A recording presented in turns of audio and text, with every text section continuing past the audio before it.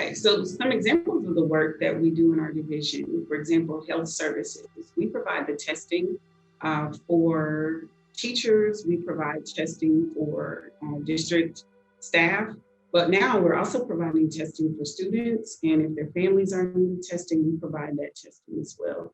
In our teen parenting services, we have two coordinators that go out and they visit students, whatever the services the teen parents need, they help to provide those services or connect them with different agencies that can provide those services for them.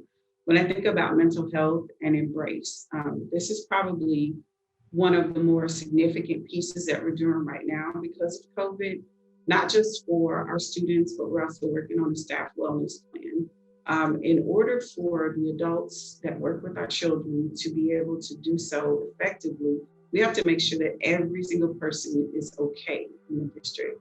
We know that COVID didn't just happen to children, it also happened to adults. So we're working diligently to create a plan where we can help to mitigate some of the issues. When we think about embrace programming, it is very much related to equity.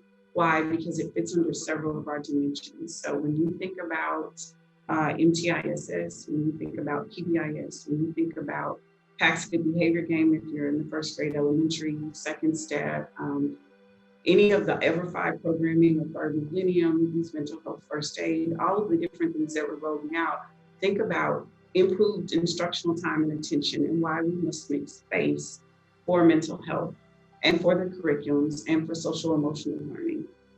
Think about student supports and interventions. So before we can teach effectively, we have to make sure that, again, our adults and our children are okay.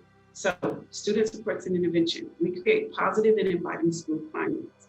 The way we do that is to ensure that when kids come to our buildings, they feel safe in our buildings. They feel like they will not be experiencing the same trauma that they come to school with. So by working through Embrace, we are working to create positive and inviting school climates. We also think about diverse classrooms in schools. Not all kids are made the same. Not all families are made the same. And it doesn't matter your socioeconomic status, trauma can be present. It doesn't matter your socioeconomic status or your race. People go through things because we're human beings and we feel and we believe and we think. And when things come to damage those things in us, everybody needs help at some point in time. So it doesn't matter who you are, what you've been through. When you come to Oklahoma City Public Schools, we want you to know that we got you covered via wraparound service. When I think about school programming, the ways in which we put in our school programs is going to be critical when you think about the pyramid for MTISS. After school programs are also universal support.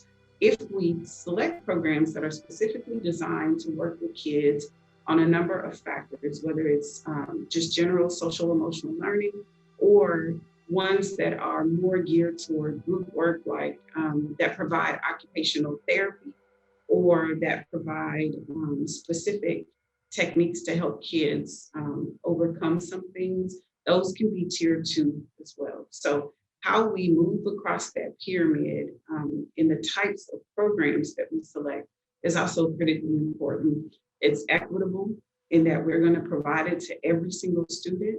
It's equitable in that we're going to give students the appropriate supports that they need. And it's equitable in that it's going to go across every single school that we have.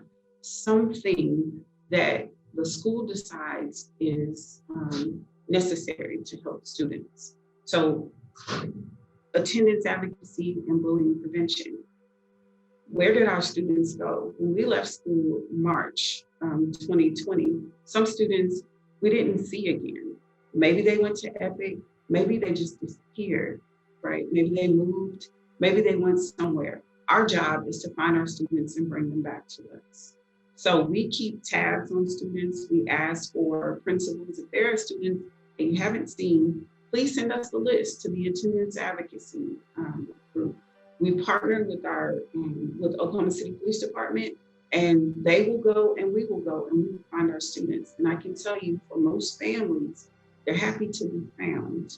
They're happy to know that we care enough to go looking for them to bring their students back. So please tell us about students that you haven't seen. Tell us about students who frequently drop off the radar. They're here one day, they're gone. They're here one day, they're gone. Tell us about those students too, so that we can not only go and find them, but we can also infuse support with them as well. Homeless and foster care, COVID did a number on people.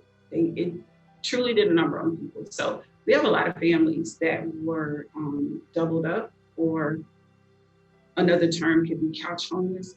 We are working as hard as we can to serve those families. We have gotten involved in eviction issues, we've gotten involved in utility issues, and now there's another pool of money that we partner with people where they can provide rental assistance. So if there are issues that you are aware of, reach out to us and we can see how we can get involved.